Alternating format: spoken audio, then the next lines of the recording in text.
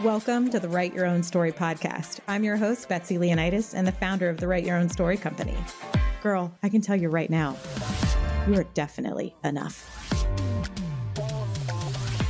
Here we value service, sisterhood, connection, laughter, and that super genuine, keep it real, tell you like it is honesty.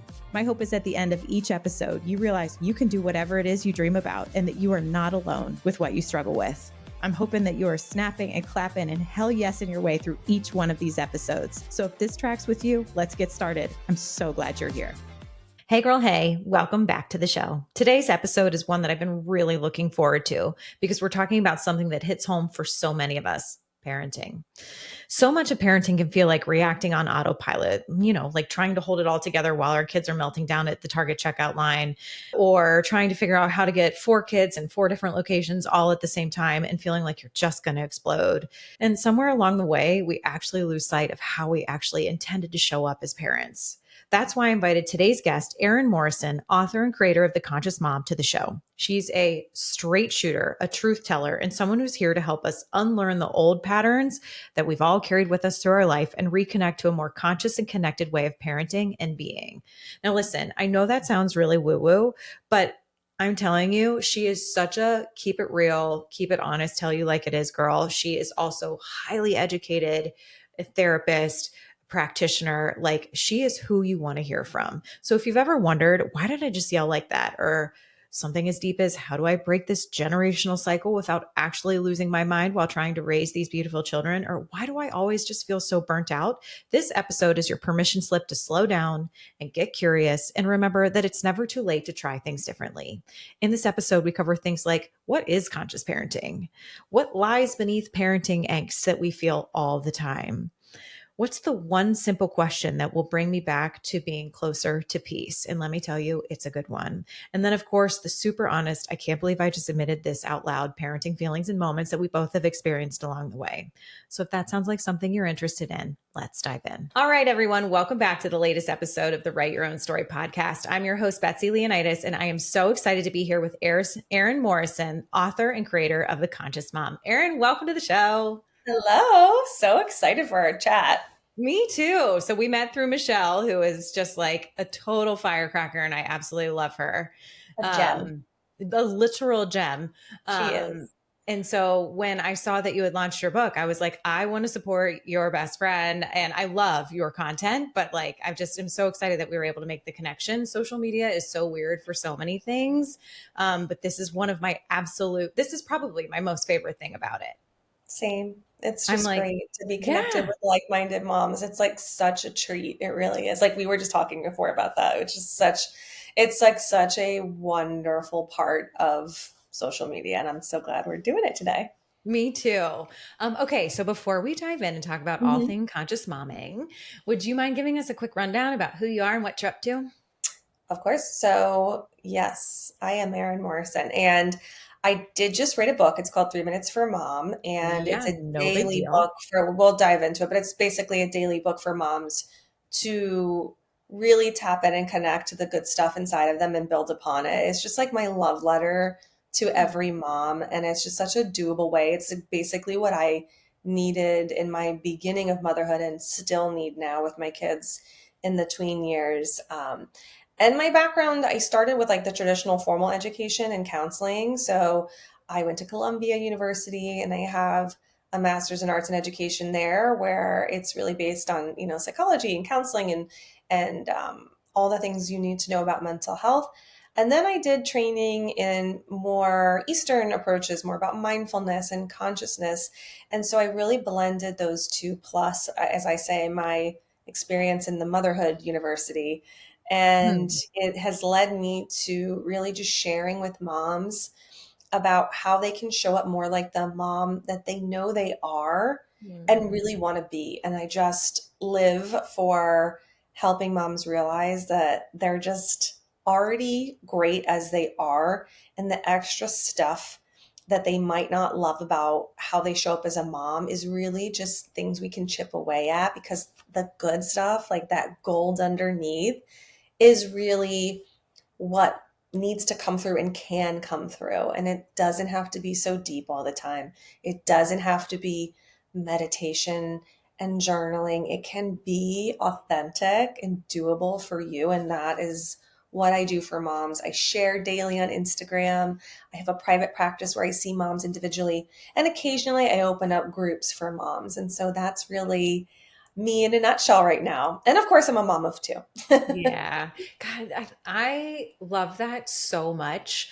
I think about like when I wanted to have you on the show and looked into everything that you're up to, and I was thinking about like, I created the show for the sake of like people saying all of their like honest, oh my God, I can't believe I would say this out loud, but this is something that like hurts me or bothers me or gives me angst every day. And I think about those like moments in Target where your kid is like losing it and you just snap and you lose it back on them, or, like, and you just kind of like, I'm speaking for myself, like hate yourself for it. And you're like, there has to be a better way. And I feel like motherhood is like such this toggle between like, this is the best. Like, I literally can't even believe I am so lucky to be able to do this.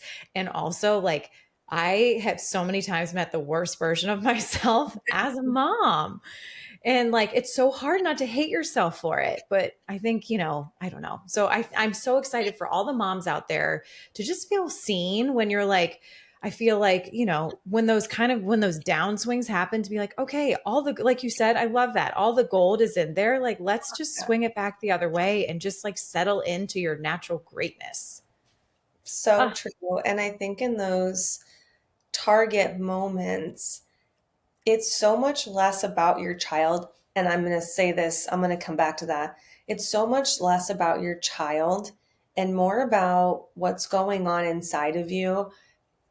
It's not to say that kids aren't annoying. Any Uh-huh. human can be annoying, especially people you love, right? We all do things that are bothersome to others. That's a part of life. Like we have to get real with that.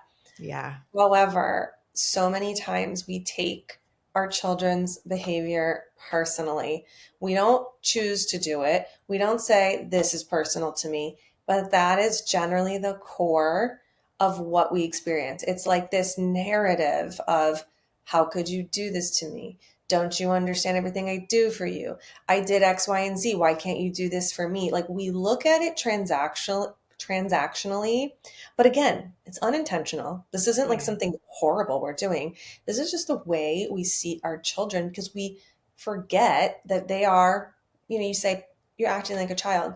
Well, we say that because children are still learning how to be in this world. They're learning how to handle their emotions. They're learning how to handle other people's emotions. And those moments in Target are not representative of who you are. They're representative of a part of yourself that does not have the tools to handle your own frustration mixed with their emotions and therefore your emotions that come up. I know that's a mouthful, but that's No, I'm literally hanging on to every word. I'm like yeah, okay. aggressively nodding over here. Like Yeah, okay. that's all my video component is going to be. It's just me nodding in aggression. Yeah, yeah. Okay, so taking a step back because Mhm. I'm obsessed with this, and like I really love therapy. I love both Same. Eastern and Western sort of components of life. It is really how I've healed so much through my divorce, and it has had this great effect on my ability to parent with peace. We're so uh, lucky to have you. Thank you. I Mhm. feel so lucky to have them. But like you said, they also like, they're just like, is that a trigger? Pew, I'm like fire in the hole. Like the ones you love have a way of stepping on the landmines that sit way beneath us. Sometimes we know they exist and we're working on it and you can see it and put some space in between it. And sometimes you're like, I didn't even know that was in there. But I think, one of the things that I wanted to ask you is that, like, okay, you're in Target, your kid has asked for the umpteenth time for something. You've set a boundary. They're a child. They cross it 1,000 times because they're, not an adult, like to your point, to be able to be like, my mom set a boundary. I should respect that. Yeah, Like, yeah, no, they're a work in progress like the rest of us. How are you able to identify when you finally are like a whisper out of the corner of your mouth, just like shaking, ready to be like, if you don't stop asking me for this, like, when are you able to identify this is a trigger where I feel disrespected or I don't feel valued and appreciated? That could come from any aspect of life versus this is the fifth time that my child has asked me for something that I've repeatedly said no before. And like, I'm a human and I actually just lost my shit. Right. I know. It's funny. I did a mom's group the other day, like an in person, and the mom was like, okay, I love all this, but like, when do I change? Like, when am I not going to yell? The truth, and I have to be honest, it's not overnight. It's not, there's no magic wand. If you are someone who feels explosive over most of the things that your kids are doing, it's going to be a journey. If this is a once in a blue moon thing, then maybe it's a shorter journey. But the truth of that is that there are models in all different areas of education research, models of change. And the beginning is always unaware, like not being aware, being in bliss of not knowing that there's even a problem. Then you're realizing there is an issue or something you'd like to change. Then there's the planning stage, which is typically where I help moms, right? Where they've come to me because they realize that they don't like how they're showing up. They've tried other things and they're like, okay, I'm ready to like figure it out. That's where we come in, where we're planning. And the real pattern of this happens where you have blown up. And then after you blow up, you actually realize, okay, I was over caffeinated. I was really tired. I was actually really frustrated about an email I got from work. I was pissed at my husband or my co-parent. Really starting to collect the data and understand what a complex being you are and understanding your own emotions. That doesn't mean that you're not going to find your child annoying, because that could be annoying, right? When they ask, my kids are the same way. Like I've been doing this. Every kid is like this. They see something that they want and they go hard for it. I get it. Right. And so the process is you blow up, you go back afterwards and you actually see the things that led up to it. And you identify that. And that's just it. It's not like some beautiful, like I'm not tying in a bow. It's just like, oh shit, like that's what it was. Over time, the more you do that, it's really small repetitions of being able to go back and look at it, go back and look at it. Then in the moment, you're going to be like, that's what's happening. You're still going to blow up. Yeah. Then over time, you're going to feel yourself, and you're not going to be, it's not going to be blow up. You'll be snippy. You might not like how you handled it, but you're going to be like, I didn't yell. It's a progression, right? Where you're just like, oh, okay, this has nothing to do with me. I say over and over again, our job to hold boundaries, their job to test them. That doesn't mean that it isn't frustrating, and it isn't. And it doesn't mean that you can use consequences. Traditional conscious parenting would say no consequences. They say natural consequences. I say that doesn't work for you. Like I find that my child, I mean, I guess it's technically a natural consequence. Like, listen, the next time we come into Target, like, either I know you might have to bring them regardless, we're not gonna be able to come. Yeah. Or, the next time siblings are gonna get a toy, like you're not, because we have to be patient. You can tell me, oh, it's so hard to be patient. You can give them tools. You always have to give a replacement behavior to your kids, because there's so much that goes into this question, by the way. Like, yeah, I'm aggressive nodding. I'm like, aggressively nodding. I guess what I want to get across to your listeners is that it isn't a magic wand. There is no, here's how to not yell. Easy to, there's only so much we can hold in something that then it explodes, right? If you're really pissed. My favorite way to start this is by telling on yourself to your children once you've noticed that you're entering Target already frustrated. Yeah. I really am frustrated. My kids know when I have my period. I'm sassy. And I say my kids know when I'm hungry. I'm like, watch out. Yeah, right. Telling on yourself is a beautiful thing for two reasons. One, it actually helps you disarm from feeling like you have to keep in this like emotion, and it's like trying to be fake and happy. Like that doesn't feel good. So it takes it down a notch, not all notches. And two, it shows your children that you're human and that you're going to take accountability. Like you're going to say, I'm really cranky. I don't like it, but like, let's get in and out. You're not putting the burden on your child to be perfect for you. You're just letting them know you're cranky. If you do blow up, great. You let them know. Oh, I'm so sad that I was cranky. I'm sorry, in your own words. Yep. Sorry that I blew up. I don't like how I treated you. And you know what? It was really frustrating that you asked 10 times, Yeah. So we got to come up with a better way next time. that is so, to me, the most authentic way I can respond to my child. I'm taking accountability for Yeah. how I behaved, and I'm also being honest with the impact their behavior has on me. Yeah. I don't want to raise a kid who thinks that no matter what they did, their mom was fine and dandy and it didn't Right. arise out of them. Not realistic. Yeah. And you don't want that for their future as a parent. So when they're like, No. my mom never blew up, it'd be like, or my mom never got frustrated, or I never hurt my mom's feelings, or like, you're like, wait, no, we're all learning how to human. You have to, like you I were saying, the consequences. and I think like we are handing our kids blueprints for how Yeah. to be human. That's all we're doing. They're gonna, and listen, no matter what you do and how great you think you're gonna do, they're gonna like cross stuff out and build their own life. That's what they're supposed to do. But if Yeah. we can show them some things that we're learning along the way, like chef's kiss. Like Yeah. I hope we can teach them that it's normal to get frustrated in Target. Yeah. And how to handle frustration, right? Like, I mean, I feel like, when I think about our parents' generation, and no knock to them, but I think about so many of them who get so frustrated and have no idea what to do with their frustration still to this day. Now that they're in their 70s and 80s, it's not getting any. I'm like, I have yet to see you figure out how to handle your frustration for adults of that generation. And that makes me sad for them because they were never like, and so we're kind of trying to figure out like, what do we do with, and frustration, just this Target example is like, we're really all Yeah, in, but we're really, yeah, taking we're an exclusive relationship with this Target and example. that's But where we go often, you know? yeah, for sure. But like, I think, gosh, I can think of a million examples of moments where I've been like, ooh, that's my shit. Or like we were Really saying, good for you. yeah, You're on it. trying. Yeah. Well, but I think, and I think, now that my kids are the teen, tween, kind of age, the thing that I'm really trying to focus on, both for myself and for them, is like the notion of like accountability and repair, right? Like you were saying, to be like, oh my God, I was so hungry. And what you did like really bothers me, but the way I reacted does not match. And like, Mhm. I'm so sorry. Here's what I'm going to do better next time. Also, I need this from you, or whatever it may be. Um, but like, oh my God, easier said than done. No, it is easier. And I was just giving you that's where I'm at today. And Yeah.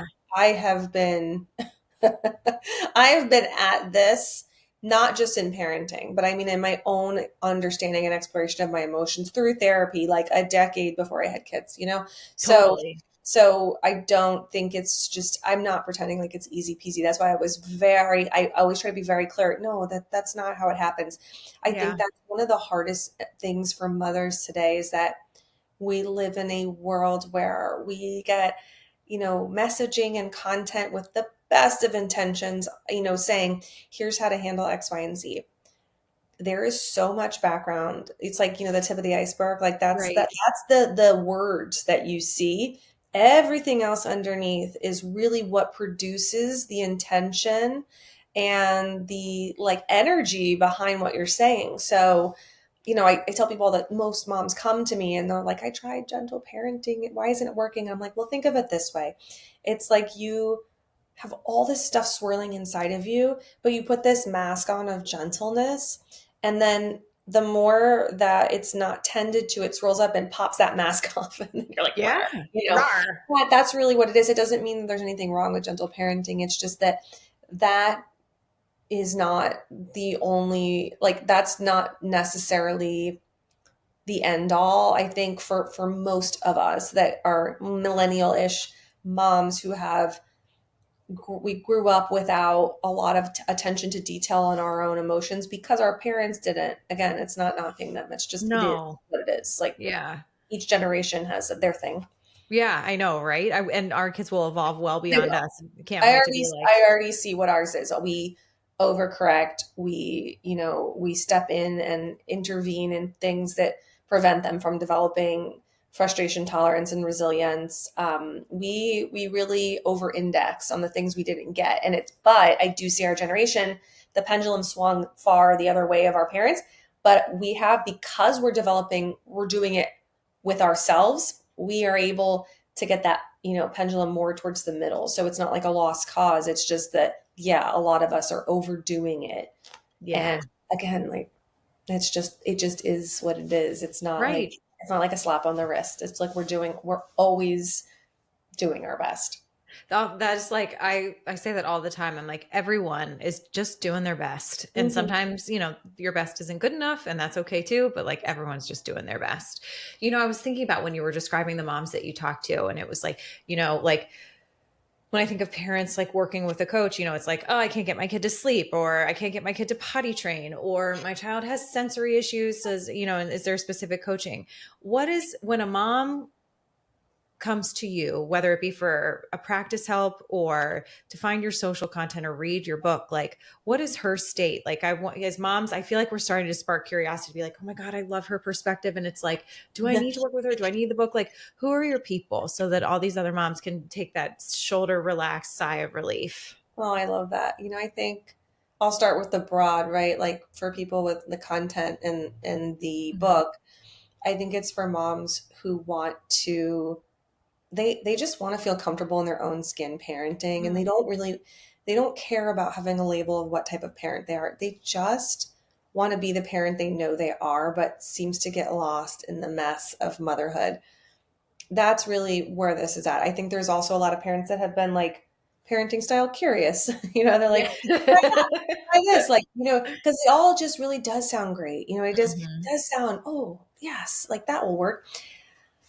But it's for the parent who is aware that they could look inside themselves a little more, not in the place of blame, but as a place of like discovery and relief. And it's truly a sigh of relief to realize that, like, it's not, you don't have to reinvent the wheel. You don't have to be a new person. You just have to be committed to looking inside of yourself, and with that, knowing you're human, and like developing some sort of compassion for yourself. People don't like, my clients never like that word compassion, because they're like, they fake it. They're like, I have compassion. No. Yeah.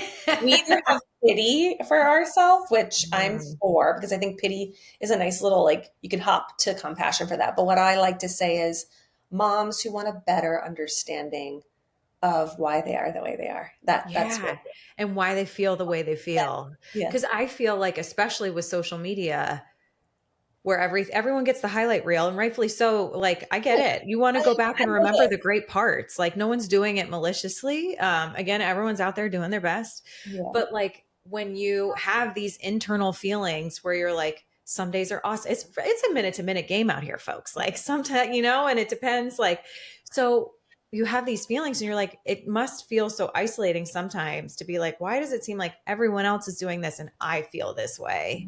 And like, to your point, like, that way. Yeah. And it must be such a sigh of relief to find you in your content and be like, oh, okay. Like, actually, like, emotions are all part of the game. And like, all of us, whether it be parenting, navigating relationships, or just trying to live, like, we're all just trying to return back to that good feeling that we're born with. So true. I think a long time ago, 5 years ago, when I started my Instagram, back when I was young on Instagram, yes, back in the day, I actually do that to my kids, and they're like, "Here we go." I'm like, "Yep." That's my day. I remember when I first started, I wrote in my tagline, conscious parenting, but make it fun. And that's really still how I kind of live and breathe. I try not to say it, what I do is conscious parenting, even though it really is. And I'll give you my like Erin definition of what that means. I don't want people to feel like it's this esoteric, I'm high up on a mountain and I'm meditating and I'm better than you. And that's what conscious parenting is. It's really not. So that's really still what it is like, I just feel like I've taken that because it's what's worked for me, not because I think it's what's right for you. And really, my whole goal is not to share with you what I think you should do. I'm sharing things with you that are going to help you figure out that for yourself, and that things that feel right for you. I think right now I change my tagline all the time because it's always changing. I get it. And I think right now it says motherhood that just feels right. And that's what I want for everyone. I just want it to feel right for you, because it's there. It's just, there's a lot of chiseling away at the extra. It's chiseling away at the extra. I'm like, ice pick. Yeah, like a jagged. Oh my God. Yeah. So you know what this makes me think of? Like, What? remember when you're like holding like that fresh, like, and you're like, you're cute, but like you are so fresh, like moment, and you're just like, and you can't even believe it, and you're like, oh my God, and like and then everyone from that moment forward is like, you'll just know what to do. Oh, You'll just know. I And didn't at I all. know, I still don't know. I'm making this up on the regular. Like, but I become more comfortable in my skin making up. I also just have become a lot more comfortable with screwing up. Like, and to go, and like my kids are also old enough now where like I can go back and have a fairly rational conversation and be like, oopsie. I like my goal at the end of every day is to be like, I want you to know that you are safe and that you are loved and that your mom, no matter what, did her best today, but like, oopsie. I love your momming. I wish you lived closer. We would be great. Well, the Like, good news is I come to Florida all the time and I'm going to oh, show up at your doorstep. okay, good. Yeah, no, that's beautiful. And you're right. It is, to the moms listening that have younger ones, I get it. Like, don't try to have those No. conversations with your And like young. also don't beat yourself up if you're like, no, wait, I don't know what my intuition is telling me. This is something I've never done before. Like, yes, I created this child and like, but like it's when everyone is like, you'll just know. What do you say? And parents are like, I literally don't know. What do you say to that mom whose head is like spinning, being like, I'm trying to be a conscious parent and tap into my intuition, but my intuition is so confused. I know it gives me the ick when they say it. I know they mean it though, like from a good place. What I love to share with moms that are feeling like so lost or they don't know is ask yourself this question as much as you need to. Do I have my child's best interest at heart? Mm-hmm. And you're going to answer yes. Doesn't mean that you're going to have the answer for the next question, but it's so important to ground yourself back to the roots of you, which is, of course, you have your child's best interest at heart. And that may mean that you, if they're older and our kids' ages, Mm-hmm. hey, I love that you want to do this and you're asking me this.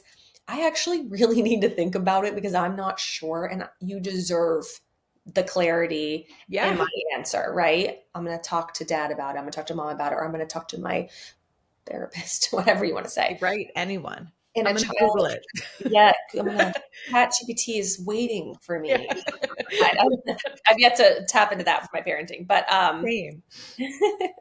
I'm sure people do.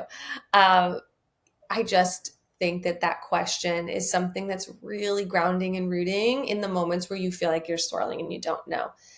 The other side of that is a lot of people say, trust my gut.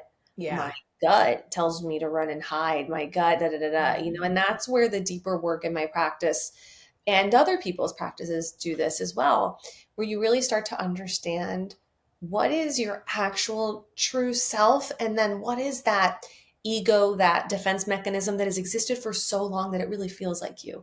And that's a process of sorting through. But I will say, generally speaking, your true self doesn't come from a place of fear and worry. It comes from a place of like love and fullness and knowing. I hate that answer when I say it out loud because it feels like BS, but that you have to get there. So Mm-hmm. start with the question that I gave you because that is going to soothe you enough to be okay, like what you said earlier, that like be okay with making a mistake. Because another thing I love to tell moms is I won't always get it right, but I will make it right. And that Oh, is that's something we cool. have. Yeah, because you will, right? Yeah, 100%. I'm saying that as a general, I mean, like I believe that. And I think most moms that I speak with feel that way. I'm not always going to get it right. And I don't mean to say that to your kids. I mean to say it to yourself. I'm not always going to get it right, but I'm going to do my best to make it right. That means if you have yelled in Target, back at Target, you're going to make it right, Yeah. and you'll figure Right. that out. Like you have to make the home that is yourself, your body, this home that houses the mother and the leader of your family, comfortable with your humanity, your humanness. And if there are things that you can't get past, if there are things that you beat yourself up for, but you would never beat your best friend up for or another mom on the street, that's where you need to start within your own inner work that has really nothing to do with motherhood, but comes up in motherhood because you that person you are is the one that is mothering. Yeah. And that's the deeper work, that if you want to explore, beautiful, like you can do that. And the book that I wrote is not so much to do deep work every day, but there are questions that are going to pop at you. And I hope that that prompts you to feel, motivated and hopeful that you can move past those moments, and maybe seek out support, outside of yourself. I love a million things about that. Okay. I'm sorry. I tend to have very long answers. You I shouldn't interrupt. no, first of Okay. all, I love long answers. I love tangents. I love losing my train of thought. Like all of that is so welcome here. I So have to please master that. keep Like, it how up. does one stay on the path? Oh, well, if you figure it out, let me know. If you're building your dream business and you know you need to build an email list, but the idea of picking and using an email platform totally overwhelms you, trust me, I get it. But I've got you, girl. Flowdesk is where it's at. Flowdesk is the email marketing platform designed with female entrepreneurs in mind. Think gorgeous, on-brand templates plus powerful workflows that save you hours. I promise you, I've never used an easier email platform with such stunning results. Whether you're sending an email launching a new offer or podcast episode, sharing new news, or trying out a fancy workflow to convert a new email subscriber into a paying customer, Flowdesk helps you show up professionally with ease without spending a ton of time or money. And not to mention, these emails are gorgeous. And because you're a Write Your Own Story podcast listener, you get an exclusive 50% off your first year of Flowdesk. Plus, they'll send you $19 cash back when you join using the link in the show notes. So if you're ready to send stunning emails that convert and actually enjoy the process, click the link in the show notes and give Flowdesk a try. That's 50% off your first year plus $19 back in your pocket. Check out Flowdesk today. It's like your super talented email writing best friend. I promise you won't regret it. Now, back to the episode.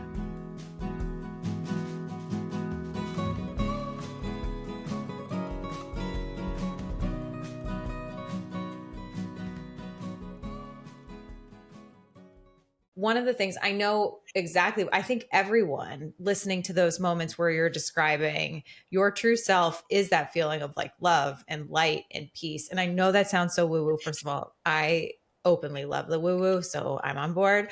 But like the inauthentic version of you is the one, like you were saying, with the mask on, and it's like all that fear and stuff is sitting behind it. But if you ask yourself the question of, do I have my child's best interest at heart? That I love that. It automatically settled me into that feeling of like, I do feel a little more peaceful, just even because your truth surfaces so quickly. I think that is absolutely brilliant. And like, Okay, good. I'm glad you like yeah, it. absolutely. And I think that was a beautiful example, even like, is it somatically where you feel it in your body? Mm-hmm. Where like, you're like, oh wait, no, I literally feel the difference in my body when I ask myself that question, and it just lets you settle down for a sec. I I love need a it. version of that question for about a million other aspects of my I know. life. Well, we should just like make a pretty one on Canva and like Yes. send it to everyone to have it on their background of their phone. Yes. Yes. To have it on the background of their phone. Absolutely. I'm obsessed. Um, okay. So when people are getting this practice down more and are able to like settle down and be like, okay, I really do have everyone's best interest at heart. I'm doing my best. I can't make everyone happy is another thing. I'm taking us on a tangent. So giddy up. But another thing to people come to you with is like, do parents still struggle with their value as a mom is their ability to make everyone happy? Of course. Yeah. I mean, Versus, yeah. that's And like, me. I mean, that's my life in a nutshell, mm, that people pleasing feeling. yeah. Yes, that's my answer. They do. And, you know, I can give you a million phrases, I love but phrases. Yeah. yeah, right. It's not our job to make our children happy. It's to make them feel safe. Da, da, da, da. But my point Yep. is like, that is such a deeper, that typically isn't just something you've experienced with your child. Like, take a Mm-hmm. look back and realize like, Mm-hmm. where else did I realize, where else did I learn unintentionally or intentionally, depending on, what you know about your younger years, did I learn that I was required to be for other people, for them to be happy, that kind of thing. So I think Absolutely. anyone that experiences that with their children, it has come from another place. It's definitely not. Yeah. Usually you were, a parent pleaser to a people pleaser to a child pleaser. right? You're like, can you just keep hopping on a different train going in the Yeah. same direction? Yeah. Yes. How do And people get comfortable with making any of those people unhappy? Or I guess, and go back to my other question. Do I have my child's best interest at heart? No, keeping them um, happy. If they're asking for another ice cream, that's not in their yeah. best interest. That's in your best interest to quiet your feelings of Mm, disappointment that you have yet to explore and be okay with. Something that clicked for me once was that we're meant to have emotions. Like emotions guide us to what we need and what we want, what we need.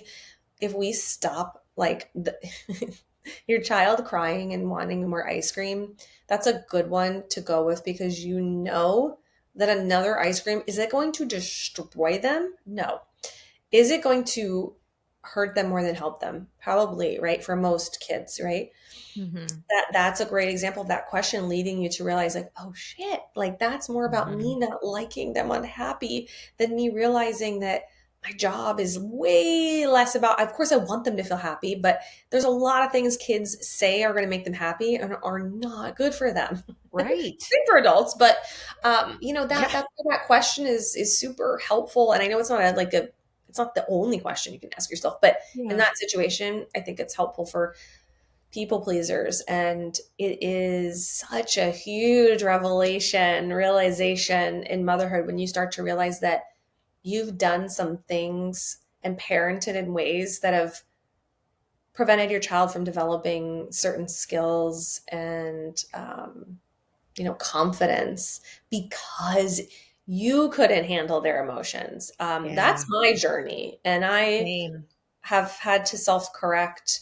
And I'm happy to say it's never too late. I parented my kids that way for a lot of their life, and they're doing okay. They're learning, and it's definitely more about me. It's more about my discomfort than theirs.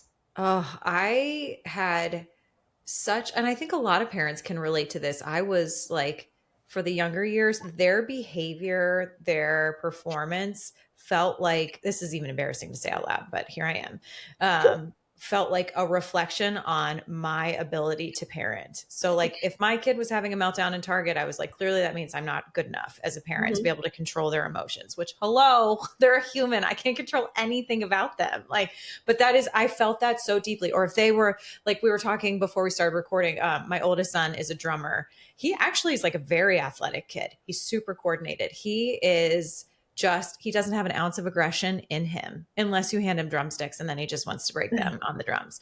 But like that's it. And at 14 years of this journey, that's the only thing that has brought out the fire in my sweet, sweet Hayden. Otherwise, he's just a peaceful, I call him my calming goat. Like he would toddle in it like in the middle of the night and I would just be like, I feel better. Like as I should be frustrated and be like, you got to go back to bed. I'm like, oh, my calming goat is here. Like, but long story long, like, he'd be on the soccer field and just kind of like moving at Hayden speed. And like he'd get the ball, trap it, and pass it because he's like, I don't really want to run through people and knock people over. Like, and I would be like, oh my God, my son like is not trying the hardest. He's not. And now I'm like, oh my God, that has everything to do with me. That has everything to do with my shit. Like he's just out there living his life, being his Hayden self. And like as soon as So, I was able to see that, now like, and I think that's also one of the blessings of having 4 kids is that you have to loosen your grip on so much because you just literally so outnumbered. But that was a really strong example and and I can't tell you how much of a happier, more peaceful home we live in, largely in part because I'm just like, you live your life and I'm going to live mine. And I'm just going to be here for love and support and to be your biggest cheerleader. But like, I don't get to write your own story. Like, that's yours kind of thing. But that was a big, big, big one for me to overcome. and it's funny, you were going to say something like was so crazy. Like, no, that's like literally most parents I work with. We can't help but feel like our kids are our own resume and our own Yeah. trophy and things. And, to a certain extent, of course, you're proud of your kids, Insanely. and Yeah. I specifically remember a moment with one of my kids where they didn't want to leave a party, or actually, they wanted to leave a party because it's the opposite. Usually kids don't want to leave. My child wanted to leave. Yeah. We're done. And I was embarrassed. I was so embarrassed that I didn't have a kid that was like the other kids that wanted to stay forever. And I let my own embarrassment hijack my parenting. Mm-hmm. And it didn't end well. Didn't end well. And at that point, I'd already been really more tapped into myself, but this didn't happen. I felt as I say, I feel the big eyes looking down on me instead of the little eyes looking up at me. And guess which ones matter, right? It's the little ones. Yeah. It sure is. And that child of mine taught me a lesson. Right? They sure do. They were so upset and just truly, I think, hurt by how I handled the situation. Instead of me saying, hey, I get it, let's take time, or you know what, really feeling like afterwards, I was like, I wanted to leave too. I didn't want to let other people down, and I let myself and my daughter down. Mm-hmm. But that is such a moment that I hold on to, and I don't feel bad about that because it forever reminds me that I actually have the ability to choose my child and my own self over other people. And I don't mean that in a selfish way, meaning like, if this doesn't work for me and my child, why am I doing it? If I've paid my dues or, kissed the ring of the person, I had the gift, then I can say, you know what, not working for us. And it takes time though to get there. And I have to say, on my flight home yesterday, as I was leaving New York, the plane was landing. There was a little boy, don't know how old he was. I heard the mom say, because the kid started crying and whining, and she said something like, no judgment. I heard this and I was like, oh, yeah. Why are you being that kid? Why are you that kid on the plane that I hear? You're not going to be that kid. It hurt me because you know what? That poor mother was on the same flight I was on, which we were on the plane and then off the plane and then back on the plane and delayed and all these things, right? So long day, ridiculous. Like, so of course this woman was exhausted and all the things. Again, I truly don't mean judgment. Just, I was so aware of that moment where that mom was like, don't do this to me. Mm-hmm. And it reminds me of the phrase, your child's not whatever, giving you a hard time. They're having a hard time. I like to rephrase that.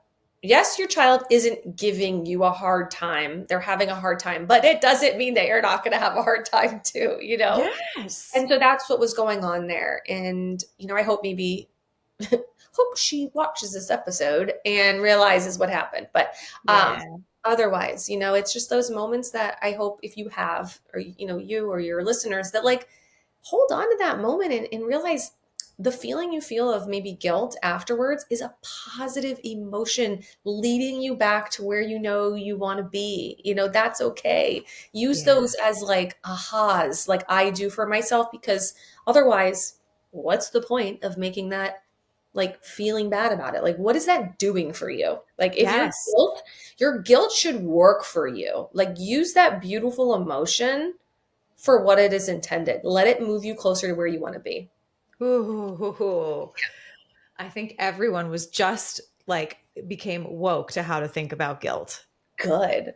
Yeah, I'm obsessed. There's two types of guilt though. Can I just say too, because there's not all guilt is not created equally. And actually what I hear is mom guilt is often, I don't think it's guilt. I don't even know what it is. But two types of guilt, I say healthy guilt, unhealthy guilt. Healthy guilt, we can use an example after if you can pick one, but healthy guilt is the emotion that you feel after something that you're like, I don't like how I acted. I don't like how I felt. I don't like what I said. And because I know how I would have liked to respond, that guilt's positive. Guilt is like an alarm saying that wasn't you. That didn't feel good. Like, so beautiful. That guilt was functional and healthy. Unhealthy guilt is the voice and narrative that keeps you stuck in a loop that no matter what you would have chosen or done, you would find a way to say that I'm still a bad mom. It's not good. I didn't do it right. I'll never do it right. That unhealthy guilt is one that we want. That unhealthy guilt drains us versus the healthy guilt fuels us, and we get to use the guilt appropriately. So I'm just designating between the two. That is, I think that like, that makes so much sense. And do you feel like the unhealthy guilt is where like people have the healthy guilt and then it just becomes unhinged and it just gets deeper and deeper. And you're like, do you need to check in and stop it halfway? Or is unhealthy guilt and that feeling that you described so vividly that I think all of us are like, oh yeah, no, I know that one too. Yeah. Is that more of a root of like, okay, this is probably something that's triggered, like, and I need to explore that more? I have in the book too, and in one of my videos, I like wish I could catalog the videos, Yeah, they totally. should Like the search search up tags. guilt. Yeah, I wish I could search on Totally. someone's page like guilt. Maybe they'll come up with that. Listen Yeah. up, Meta. I had written, I think in one of the pages. Again, I love the book and plugging, but I'm just saying, like it is great Please, because like plug. the back and the index, you can look up mom guilt, and then it'll give you all the pages. Oh my So God, I I'm have it. obsessed. Yeah, I have it on that. But there are a couple ways to kind of like check in and say like, is this unhealthy guilt, right? And one would be, would I hold my friend to the same standard, right? And then usually it's like a no. You're like, that's definitely unhealthy guilt. Two is like, does it feel familiar to me? And that's kind of what I want to stay on is like, does this feeling of no matter what I do, it doesn't feel enough? Is that something that isn't just with this one child or all my children? And, that is probably, again, that loop is often something that has roots. We lived lives before we had children, and those lives have created so many stories about ourselves and about our relationship to the world. And I truly believe that so many of us, again, unintentionally by our caregivers and who raised us, don't have confidence in ourselves to make the right choices. Confidence is probably the number one thing that moms end up gaining more of when in my practice, not because I'm doing anything like special, but I'm helping them walk through that they do in fact know and have the tools, but that there is, an outside force, whether it's our society or your parents, that have trained you to not trust yourself and have said to you, are you sure about that? Or is that really what's best? A big one for moms is doing the right thing growing up. Are you doing the right thing? Guess what? Yeah. Usually doing the right thing was a lot less about you and a lot more about what was polite and what pleased and helped the other. So we still carry that with us and we still say, am I doing the right thing? I feel awful. I left that party early. I let that person down. Okay. But you also, chose to not let your daughter down and let yourself down.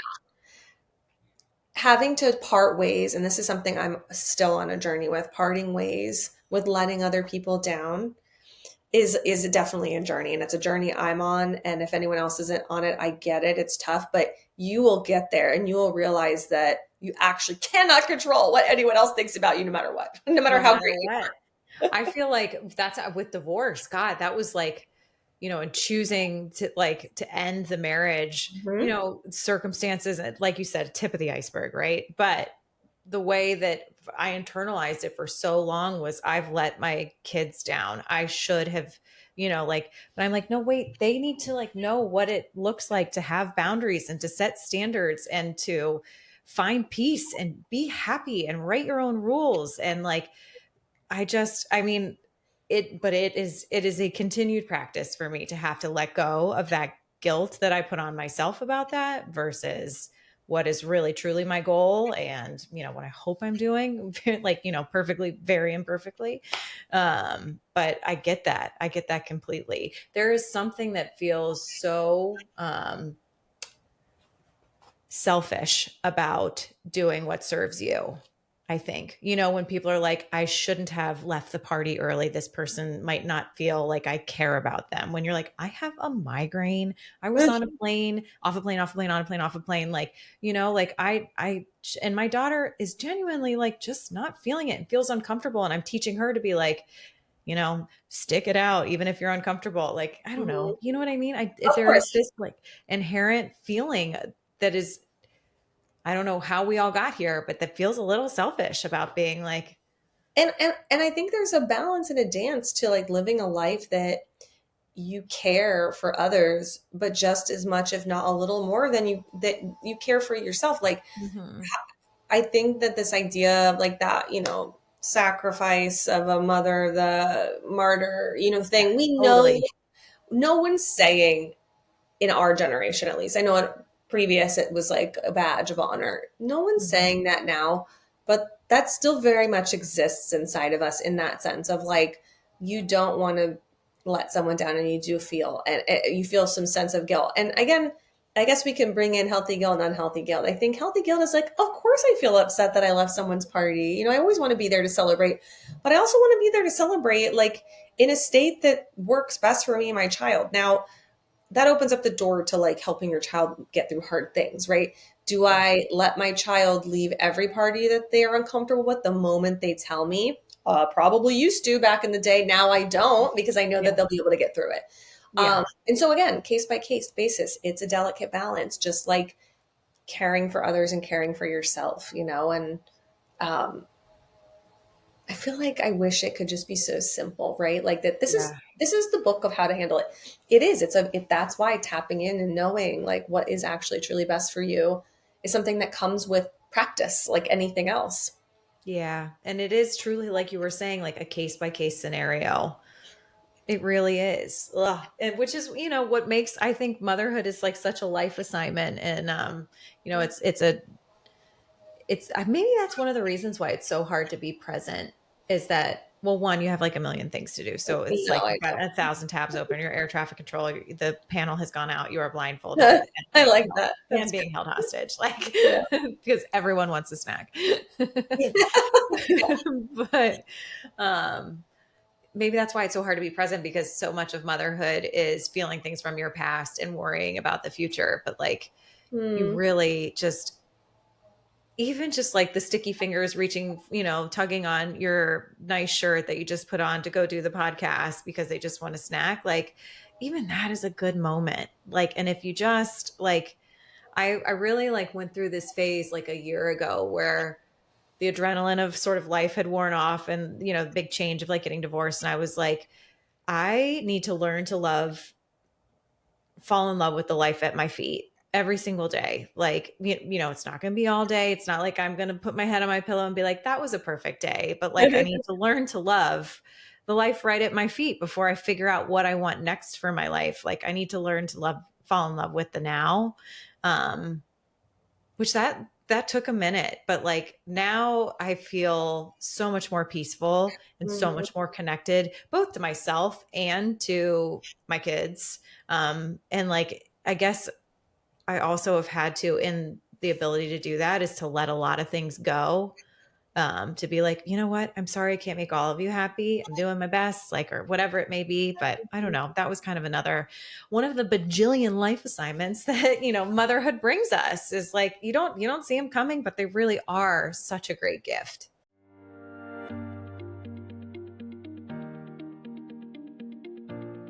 Hey, fellow boss babe. If you're craving less time on social because it feels like you're constantly in your comments and DMs trying to respond back to your potential customers, I totally get it. When I had my e-commerce business, I felt like I checked Instagram every 5 minutes. But what if there was a smarter, easier way to connect with your audience? Good news, there is. Let me introduce you to ManyChat, my go-to tool for automating messages on Instagram, Facebook, and even text. With ManyChat, you can set up automated conversations in minutes. No tech headaches, no coding required. Trust me, if I can figure it out, so can you. It's perfect for handling links to your offers, growing your list with DM keywords, and even booking clients literally while you sleep. It's efficient, super user-friendly, and honestly, it's like having a virtual assistant built right into your DMs. And the best part? Because you're a friend of the Write Your Own Story podcast, you can try it totally free for your first month. Just use the link in the show notes. Is there anything better than to test something for your business for an entire month with no cost attached? It's my favorite. So if you're ready to save time, respond faster, and turn followers into clients, tap the link in the show notes and give ManyChat a try for free. First month's on me. Grab the offer today and go enjoy a much needed break from your phone. You deserve it. What you said is true. Like falling in love with the life in front of you is beautiful, by the way. It looks like it should be a quote with like a beautiful ocean or something behind it. But, I think someone listening to that, I think there's probably someone listening to that that's like, oh my God, yes.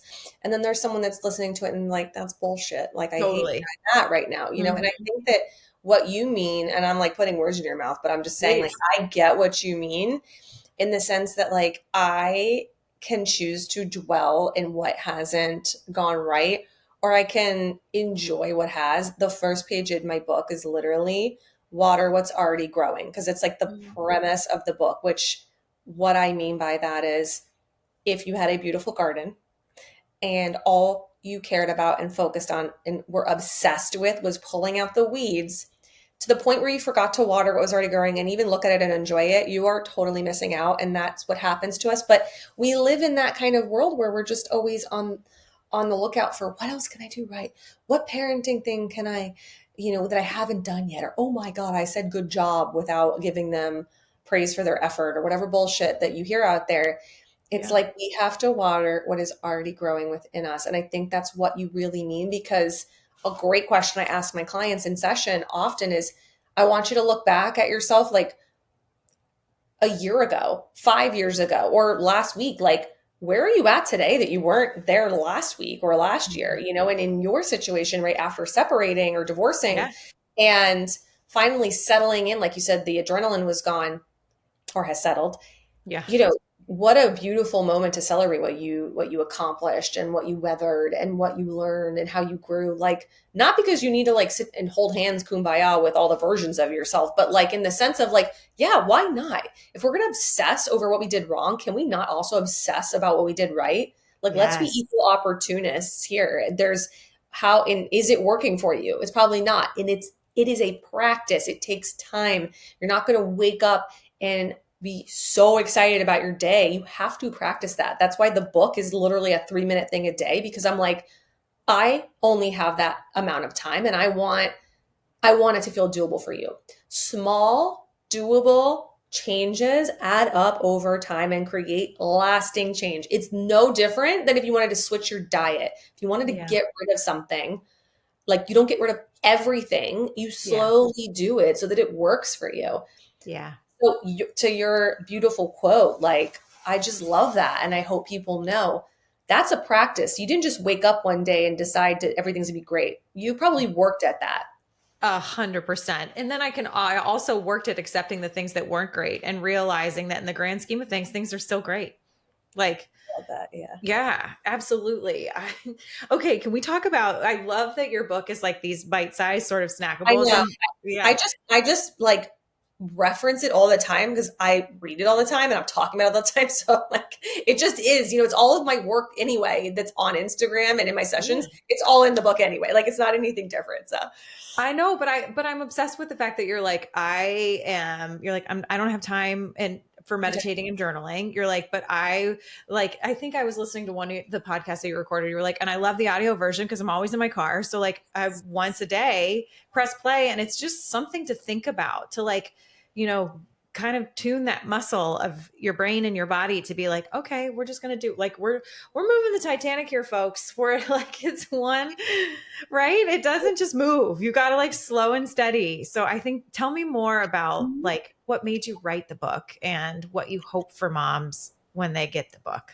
The first reason why, like, I mean, everything that I've talked about, yes, but a big part was that I did not want to continue waking up. And I made this change anyway without my own book. But like, when I started making this change, I'm like, oh, this is what the book can be a replacement for.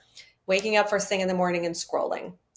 I'm not shaming anyone for doing that. Hello, that's what I did. And I still do it eventually in the morning. But the first thing when you wake up, if you are letting the voice and narrative and news and whatever, even though you choose to follow it, you don't get to control what is coming your way.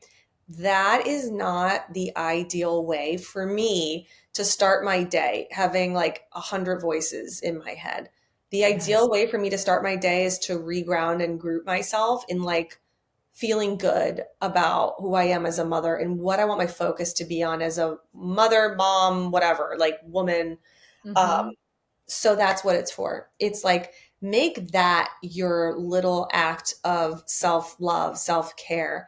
Make that your thing that you read while your coffee is brewing. Make that your moment after drop off to be like, the kids are going to be all right. And so am I. And Yep. Everything's going to be okay. Yeah. Yeah. I always say, like, when we tell kids, calm down, it's okay. I always swear to God, we say those things, not for them, for us. Like, we're telling ourselves to calm down. I feel like when we tell our kids to calm down, because like we need to do it. But right. that's just really like, somebody please calm down first. Anyone. to bounce and burp me and swallow. Yeah. But yeah, that's really, I hope that's my hope for the book. Or, you know, you're just, it's on your nightstand and you're like, why not? You know, or it's on the coffee table, or it's, you know, it's just on your Audible in your car. So that's really what my hope is, that it gives moms just a little bit of, I don't know, connection, calm, clarity, confidence, all the C's.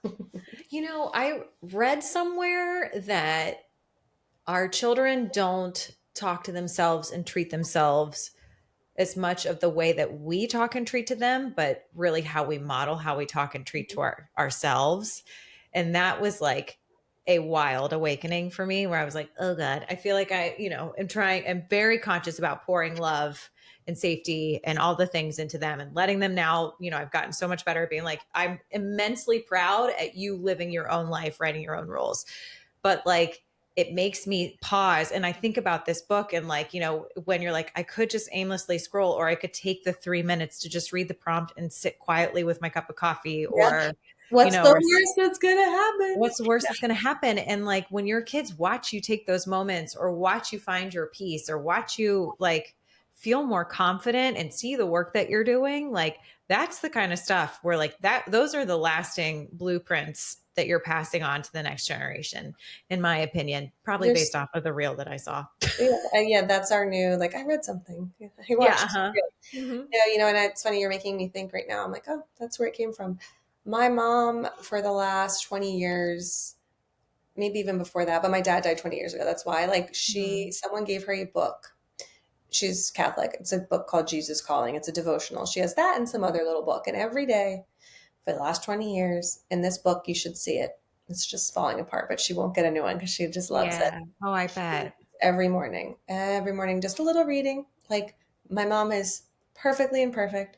She'll say it herself. And that's probably where it came from. And then I realized that calm is something I so desired in her morning. And she, no matter what, does that reading. Even if something happens, she'll go back to it like later in the morning. Yeah. And to me, you're right. That my mom literally probably modeled that book for me, and my mom has been through a lot, as we all have in my family. And doesn't mean that she still didn't make that like dedication and commitment to herself. And I just think that's like awesome. And that I've just made that connection right here, that is probably part of the book. I think that is so awesome. And I think, I can imagine your mom losing her. My best friend is a widow, and, and I've stood by her side, and I can imagine your mom feeling this like massive overwhelm. And as soon as her eyes open, just the flood of thoughts, and you're like, oh my God. Yeah. And I think women, no matter, what their circumstances are, can relate to that. But what I love about this book is that like, people are like, I don't know how to journal, or like, I don't know what to meditate on. You're like, no, literally, like, I'm just going to give you a prompt. That's it. Like, you've taken all the legwork out to be like, I got you. Here, let's do it. And I did, like, I would say there's probably like 5 or 6 1-minute meditation-ish things you could do out of 365 days. Because, that it's still like, there's a minute body scan where you close your eyes and you imagine like a warm light kind of scanning through your body just to notice where tension lies. It's just bringing awareness. That's my mindfulness, being aware of what is in the moment. That is also what meditation is. But I have like 5 of those. And then everything else is just doable shit that I would do. It's and you take it or leave it. It's not necessary. The book is devotional style, which if you're not religious, what that means is it's basically a quote, a little passage about relating to that quote, and then an actionable item. The actionable item is not, you don't have to do it. It's fine. Like, most of the time it's like, take out your phone, set a calendar reminder to do X, Y, and Z. Or when you're in the car with your kids and you're late the next time, make it a reminder to play this game. Like, turning mundane, frustrating moments into positive ones. Like, it ranges from silly crap to deep stuff that you can journal type in your phone or write a post-it, like that kind of stuff. But it's 1 minute, and so that's my hope.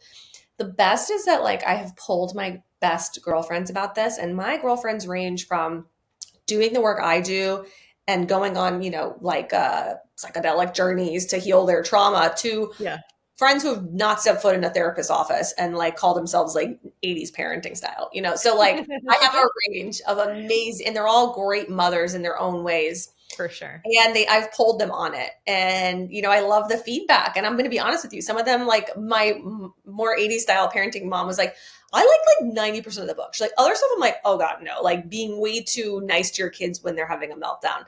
And I got to be honest, that is the book. Is every page going to be like a home run for you? No, but I had to condense so much in a page that you will find something in there that's going to like make you think, or it's going to hit, or it's going to shift something inside of you. So, like, just being honest, are you going to be like, oh my God, life changing every day? No, but the whole point is that it's building this foundation for you that then it just becomes you. It's just going to become like the way that I'm showing you to reflect or think about things for yourself. It's just going to become the way that after a year of it, it's going to be actually probably after 3 months of it, you're going to be like, ooh, you're going to be like, that's how I think. Like I've learned to reflect, and I've learned to not take it so seriously, whatever the topic is. So that's what I really love about it, because it's like kind of like, it's not a huge commitment. And I think it's daunting to make big commitments sometimes as a mom. I think it's daunting to make big commitments in life in general. It almost feels like you're going to be like a full eye roll, but like, that app, the Couch to 5K, that's like, here's how you do something that sounds so impossible to do. And then you're going to start on the couch. Yeah. It's called Couch to 5K. And it's basically for people who are like, I want to run, but I don't even own sneakers. So like, and it is like every single day, it's like day 1, buy sneakers. Day 2. Yeah. I love it. Get off the couch. Like, I mean, but it breaks it down into just, I mean, you start walking, then you start like, and it just kind of like you were saying, like I was an athlete growing up. And so now I play very competitive mom tennis. But like, ooh, okay. It makes me think of like when you were training for something, you just break it down into these digestible moments for some mom out there who is like, I want to feel more connected and more peaceful in my life. And like, I want to enjoy this ride a little bit more, or a little bit more consistently, because we're all out there genuinely enjoying it, but feeling a little bit more connected to your piece. You're like, no, listen, here's my little training manual for your brain and body muscles that are just going to get you closer and closer to genuinely feeling this way. And I think it's amazing. So on the money. No, I always say it too. This is for the basic B of the mothers that I am as well. Like same. I say it all the time. I'm like, I am not like your vision of like a mindful, conscious mom. Like you wouldn't think that if you looked at my lifestyle. Like I'll have a glass of wine. Like, okay, that doesn't have to be it. But like I watch reality, trashy TV.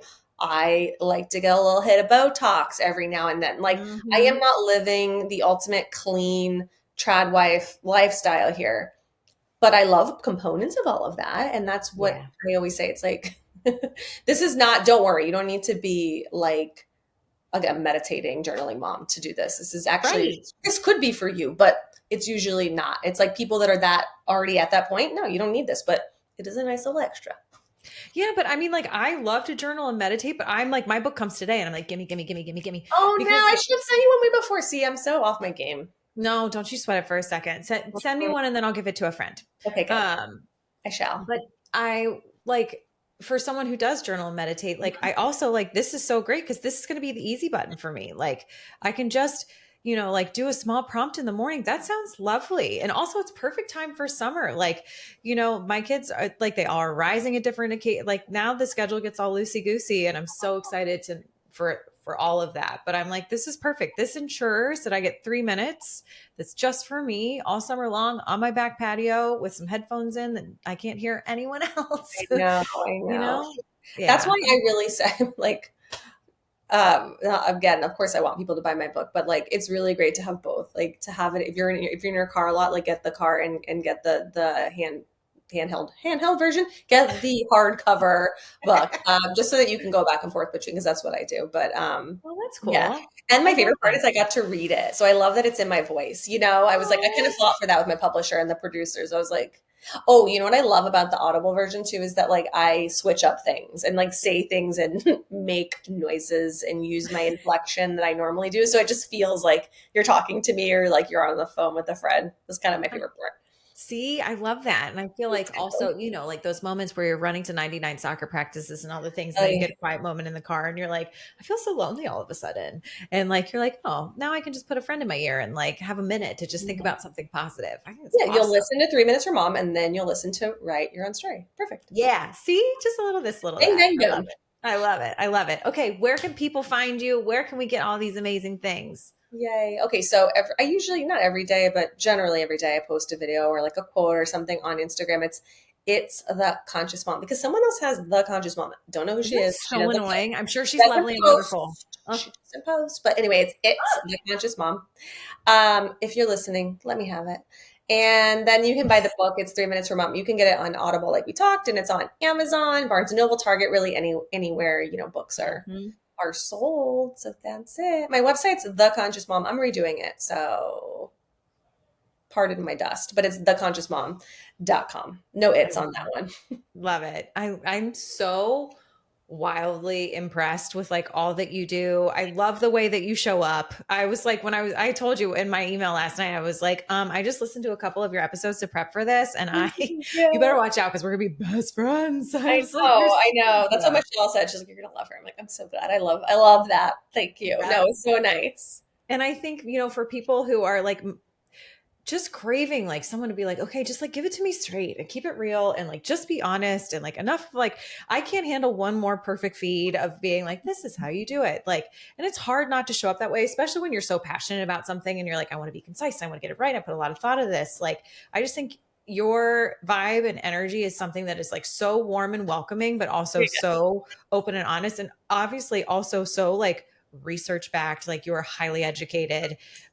So you're like, no, actually, like for realsies, I know what I'm doing. Yeah. No, and I have to say, like, you don't have to be a hot mess or perfect. Like, I find that like I don't share about every F up that I make and show my mess, but like, of course that happens, you know, like every day I post my stupid coffee that makes me happy, which is like, I do like a stencil art thing.